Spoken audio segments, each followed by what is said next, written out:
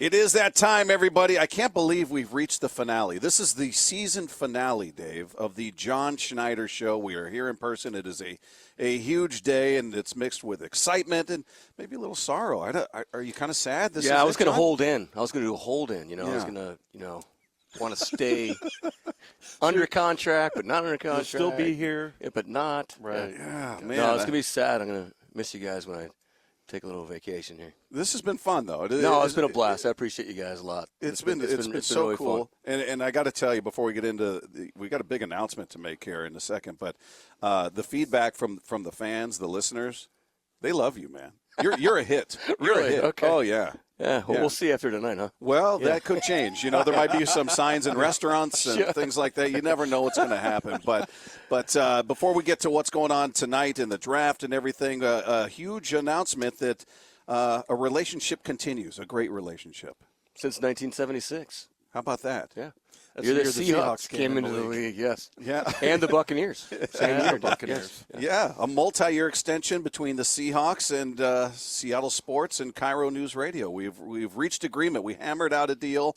You guys tough as nails in that negotiation, but I'm glad we got through it and we're still That's friends. what I heard. I heard it was a stalemate for a while. And I don't know. Yeah, no, I have no idea. Yeah. But how cool is that? No, it's been an awesome partnership over the years. I mean, and just, I know I've been on a ton, and I've been on the radio a lot here for the last 14 years. You've really carried this whole thing. Yeah.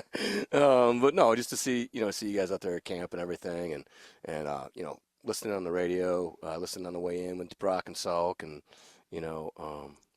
so it's a cool deal. It's been an awesome relationship. Second longest one in the NFL, right? Yeah, 47 years. Is that right? We're still trying to figure out who's the longest. I don't know who that is. It's got to be like the Giants or Well, you were speculating maybe Pittsburgh. Yeah, maybe Pittsburgh or Green Bay, and there's not a lot of radio stations in Green Bay, I can tell you firsthand. True. Yeah, maybe true. that's it. But, yeah, 47 years it's been this partnership, and it continues, a multi-year extension, which means we're going to continue with the John Schneider Show, hopefully. We'll have season 2. Yeah, we'll see how that negotiation goes. All right. Yeah. The Pete Carroll Show will happen, the Seahawks Player Spotlight, all the game day coverage, everything you've come to know and love, and then obviously all the apps are in play on this as well. You got Seattle Sports, you got Cairo FM, you got the Seahawks app where you can catch every bit of this, games, interviews, every bit of it. So everything is right there for the fan. We're making it very easy for Seahawks fans out there. So this is a really cool thing. It is great. My parents get to listen back home, get to go to your website and take it off the Cairo website and listen to this show whenever they can. Well, there you go. A multi-year deal, just for anybody who hadn't heard that news, or this is the first you're hearing of it. The breaking news is we remain in partnership with the Seattle Seahawks and could not be happier about it because the future looks bright, and it gets even brighter starting tonight. Who are you going to take with number 5? You finally cracked Crickets. the 10th time you're cracking. They always say we don't. How come you don't ask them the question? All right, I asked. No, it is fascinating. I was asked yesterday. Bridget Condon from ESPN asked me, she was pretty, upfront, and, what do you think? I'm like, I don't know. I really don't. It's fascinating. I think people have done a really good job of keeping things tight this year. And, there's a lot of different opinions on varying players. Various players. So it's going to be fascinating. We usually, 1, 2, 3. Okay, you got your pop are going to come off. Last year, you had the offensive lineman.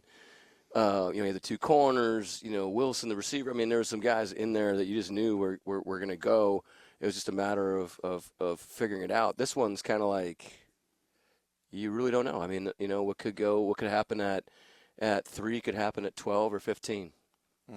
So that's kind of comes from you, right? Because when Fitterer moved up to number 1, you had no idea that they were going to do that, right? Right. So right. He comes from the cone of silence, basically, that you have here, right? I mean, that kind of discipline. It's big business right now, right? Absolutely. Like the security on that draft room has to be pretty tight, right? Yeah, we were in there today and going through some things and our IT guys were kind of coming and going. I was kind of giving them some crap. I'm like, hey, if you want to see the board, just let me know. Like, if you want to come in and see the board, just let me know. Seriously, and then you can tell all your friends and then take a picture, and leave, tweet it out. Yeah, I'll move it around after. No, but I think it's yeah, it is. I mean, you think about it, the kind of money that goes into a top 10 pick is incredible these days. The guaranteed money that these young men are going to receive, and the organizations are going to be doling out. So you have to be extremely careful with the information, and in particular, who you're choosing to give that money to. I was having a debate with somebody about philosophy with a number 5 pick, and their position was, well, you just go for it. You take a chance there because you're never in that spot. And I'm on the other side going, yeah. That's exactly why you don't do that, because there's so much value to this pick. You may never be there again, hopefully not. Yeah. And there's a lot of money that's connected to that pick. Maybe you take a flyer on somebody lower, but in the upper end of the draft, is that you hit it though? You hit it. I mean, Bob, it's value. I mean, that's the one thing that keeps coming to your head, right? Okay, what's the value of that pick? Whether it's the player, the position, the finances, the compensation that it takes to get to that pick. What's the value? And it comes down. There's so many buckets in that value. That world. I mean, there's so many things that go into it. It's not just, we've talked about it probably ad nauseum to you guys, but there's so much that goes into it with all the psychological testing and all the background work and all the visits and the interviews and the schemes and how everybody feels about the player, and it's not just for as long as this process has been, and everybody's been talking about it forever. I talked to my brother this morning. He's like, I'm glad this thing's here. I'm tired of reading about this stuff on the internet. Like, I've seen like 24 mock drafts, and anyway, just as long as everybody's been talking about this, it's not just is Dave more physical than Bob? Yes, Bob's a little bit more leaner. We get that, but a little more on the lean side, if you will. But Dave can drink way more beer. So how do you balance those things? All right. Hey, okay. Hey, do you have a sense for? You said now this is your 30th year in the NFL. Yes. As 30th draft. 30th draft. I mean, 14th as a GM. What a huge deal it's gotten to be. Do you have a sense for that? Like now, I mean, it's like you're waking up. I mean, most people are waking up like it's Christmas morning. Yeah. I mean, this is a huge deal. No, it is a big deal. I got up this morning, was headed to Mass, and I felt like Brad Pitt and Moneyball. I was listening to Brock and Salk on my way over to Mass, and these guys, I think Brock's like, I mean, this is the biggest draft in Seahawks history. I'm thinking to myself, what? He doesn't know what he's talking. Just ignore him. What the heck? No, it kind of hit me, like, hey, this is a big deal. I mean, this is the highest we've picked since we've been here. 2 first-round draft picks. All the drama that goes into it, the coverage. It used to be that, Paul Zimmerman, you'd wait. When I was growing up, we'd wait for Paul Zimmerman to come out with, the that week's edition of Sports Illustrated, and you couldn't wait to, see who he had in his mock draft. And, by gosh, that was going to be the way it's going to go. So, now it's, I don't know how many there are. It's fun. I think it's fun and entertaining. What's the feeling right now?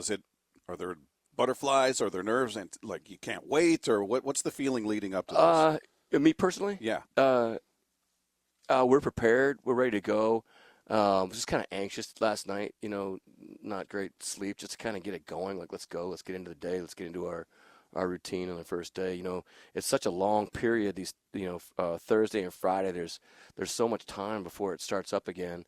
So, but once, you get going and then, get on the phone and start talking to as many people as you can and try to figure out, what's going on and what the landscape may look like once the ball's kicked off. So, we're basically just, talking to a bunch of teams right now, regarding 5 and 20. And, if people do come to you, if you get stuck, it's kind of like setting up always, different trade scenarios if you don't want to pick, because you don't want to be necessarily beginning a negotiation when you're on the clock. Yeah, and so for you, I mean, you've got to be. Do you have any superstitions? First of all, superstitions going into the draft, things that you would do differently? No, I think it's like I told you guys before, just praying on it a ton, and then my son Jack's usually here. This is the first one he's missing, so 14 of them is a long time. So we usually get our picture taken before the Okay. in front of the draft board before and he's not here, But but he'll be watching. He'll be watching over in Boise. But you can't get too excited about today. I mean, you got work to do the next couple of days, right? I mean, you guys have done. That's where you've really done some great work on the second and third day, right? I think it's really exciting for the players and their families. You know, when you turn on the TV and we're in that room studying all the time, and then when you finally see like the pageantry of it, and these guys have flown their sisters and their cousins and their families are all in Kansas City, and you're like, wow, okay, this is really what's going on. People think that a guy said to me the night, he's like, when are you leaving for the draft? I was like, well, no. There's people just answering phones there. We do it, so it's cool to see the setup and the excitement of it. But yeah, the fun is, and we've talked about it a ton. The fun is really like when you get into like the meat and potatoes of it, from tomorrow night on. So the second round, and then just going straight through because we had that, it feels like there's a gap today and then a gap tomorrow. And then when the second round starts, just going all the way through rookie free agency and all that. So that's really the cool part of it. And then inviting, getting all the invites out to the rookie mini camp. So that's really the fun of it. And then when it's over, you kind of look around like, okay, what just happened? You opened all your presents. And now what do we do? Yeah. So wrapping paper everywhere. But our people have done such a good job. I'm so proud of everybody. I was thinking about this morning too. Like, I mean, we're so prepared, and the guys have done such an amazing job with the scouts, with all their character, and the coaches all fired up about different guys and different scenarios, and because they come into it late, the coaches, so they're like they kind of get caught up a little bit. So it's just fun. Last weekend we spent the weekend with the coaches, and yeah, so it's been a blast. I'm really happy for everybody. So who's in the actual room with you when this whole we have a thing's big going room. on? Yeah, we have a big room. We are in the trust tree. Okay. Yeah, we have a lot of people. We let a lot of people in, so that comes with a lot of responsibility. Is it different every year, or is it always the same people? No, we've kept it the same. Yeah, we keep it light. We listen to music and just kind of be able to communicate and talk. And we have both networks on watching it, and we're just constantly on the phone and just talking through scenarios. And yeah, I have this thing called a pick six in front of me, and just kind of watching the board. And so our docs can see basically who's coming and are we good? Can we are we locked in? Like, hey, okay, this guy's coming now. Are we gonna be able to handle him? But is it scouts and coaches and? Oh yeah, I'm sorry. Dave Pearson is he in there? I don't know. No, we don't let PR people in. Okay. Yeah, Dave's in there, of course. Yeah, no, Dave's in there calling you guys. I don't know what happens in that room. Yeah, no, it's Jody's in there. Chuck. Obviously Pete. Our whole personnel staff. College scouting, pro scouting, the docs, our medical staff, Sam Ramsden. That's about it. Yeah. So did you read through your journals last night, or have you been doing that as you're going along? No, that'll be tomorrow. Tonight's wide open. Okay. Yeah, tonight's like this. You're just constantly on the fly. The journal comes comes in handy when guys start disappearing in the second and third round. You're like, hey, it's okay, calm down. Like those guys are gonna go away. Suck it up. And and then kind of like trying to figure out how you're going to bounce around if you need to bounce around. How does this draft compare to drafts in the past, just in terms of your feeling about? I know what's going to happen. Yeah, it's marginal. It's more not of a wild in card terms this of because like I said, there's a lot of new general managers, new head coaches. There's a lot of people that are keeping things real tight, and even though there's been a ton of media coverage on things, I think maybe that can be overdone because you don't know what's necessarily true or not. And like I said earlier, I think people are doing a really good job of keeping things in house.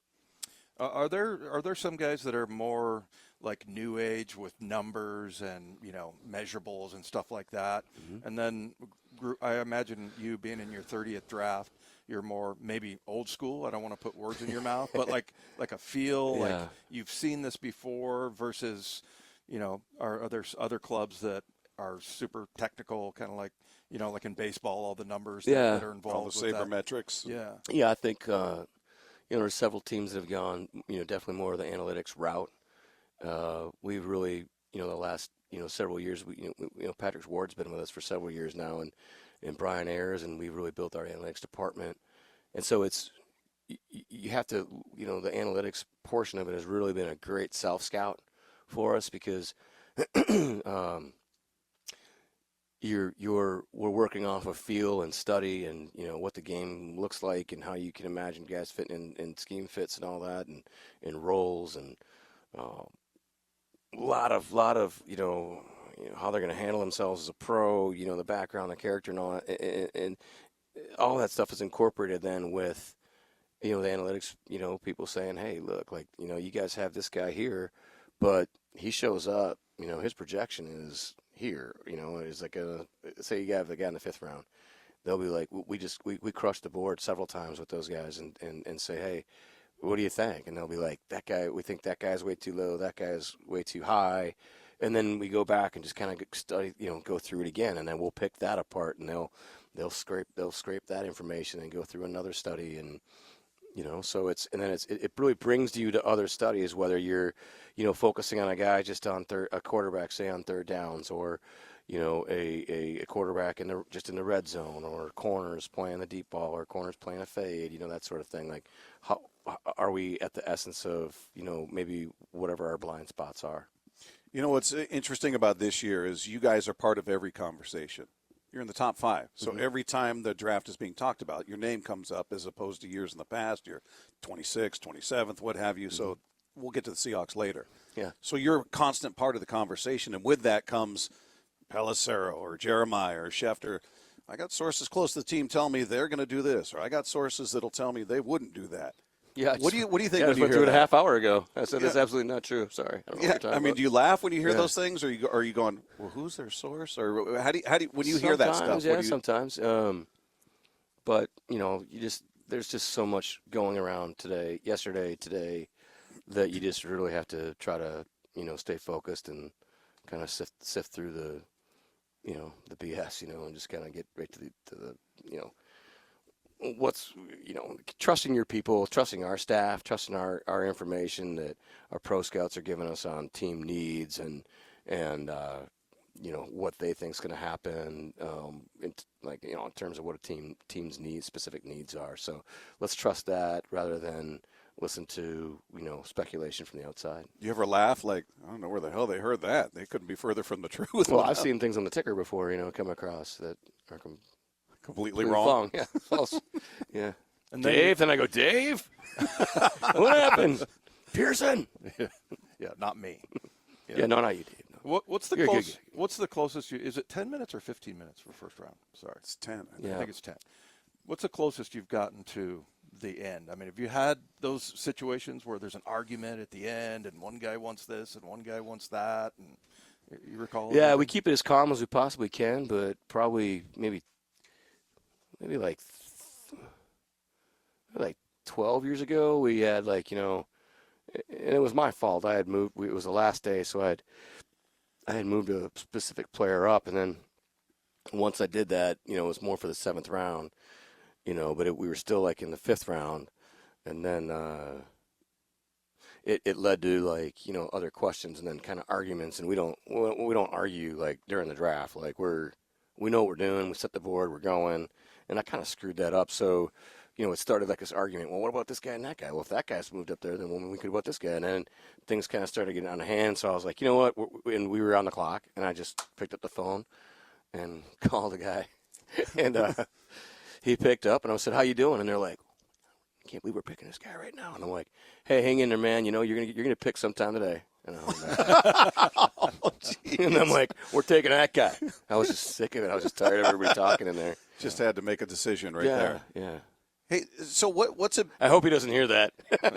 That's it. Nobody knows who we're talking about. What's it been like for you? I'd imagine your phone is ringing at a level that's different than like we said. Usually you're at the bottom. Here you are, number 5. Yeah. Are you getting all kinds of calls? Is it constant calls or what's? Well, we were up here last year, so it was really intense for us last year as well. We picked 9 last year, so it's definitely more intense. It's I talked to a couple of my buddies today that are down to the bottom of the round, and they're kind of like, how's it going? Like, what are we missing out on? Like, what's going on up there?